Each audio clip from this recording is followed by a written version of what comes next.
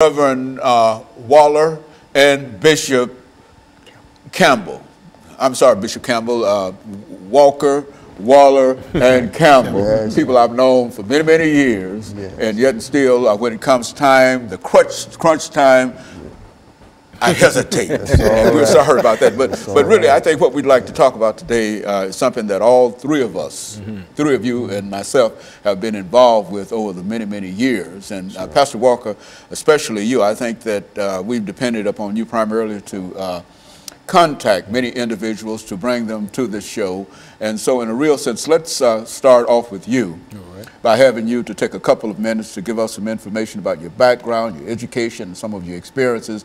Then we'll allow Reverend Waller to do the same in reference to his background, education, and experience. And finally, we'll come to Bishop Campbell, and we'll allow him to sort of close us out on that first 6-minute segment. And then we'll come back, and in that 8-minute segment, we'll start with Bishop Campbell and then come on back around and do it like that. And I think that that will be quite instructive in terms of what we're trying to do. Let's start off with you, Pastor Walker. Well, I'm Pastor KWalker. I'm the senior servant of the Hands of God Christian Church located out here at 1545 11th Avenue North. And Dr. Haney, we've done quite a few shows together, and I'm always excited and delighted to be in your presence and to be able to bring, individuals on your show that I know have some good information and knowledge as well. I'm a native Nashvilleian. I attended the public school systems here in Tennessee, here in Nashville, up until a point where I got put out. I got put out of, excuse me, I got put out of all of the Davidson County public schools, and I was not able to attend any schools in the city when I hit the 10th grade.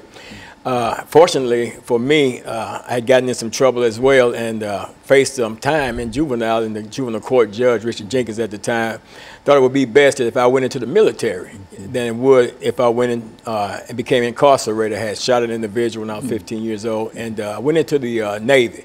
Stayed in the Navy about 19 months, long enough to get my foot wet, ride the ship overseas and stuff like that. Got out of the Navy, and at that time, you could go in the military without a GED, got out, or high school diploma, got out, went through Opportunities Industrialization Center, OIC, when I was in South Nashville, got a GED. Spent a little time at Tennessee State University, but all during that time, Dr. Haney, even prior to going in, I was always experiencing with drugs and stuff, and actually was addicted to drugs. Even when I was in college, I was shooting heroin and stuff like that.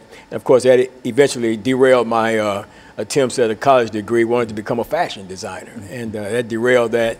And of course, I ended up incarcerated in the state prison system, did a total of 5 years of my life incarcerated.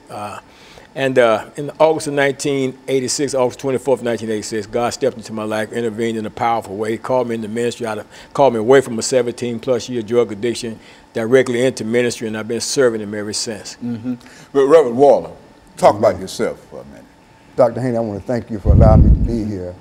I am really grateful, man. I came from the streets in which I grew up at in West Nashville on 40th. As a little boy growing up, I loved the basketball. And in the midst of loving the basketball, out in the yard playing by myself, I got captured by the street life. And in the midst of all of that, I got incarcerated in street life for 20+ years of my life without being behind bars. Captured in my own community by a chemical that controlled my life for so many years. I went to Cone High School, and a lot of people thought I was going to become a great basketball player, but I didn't even know who I was. I was so out of control. But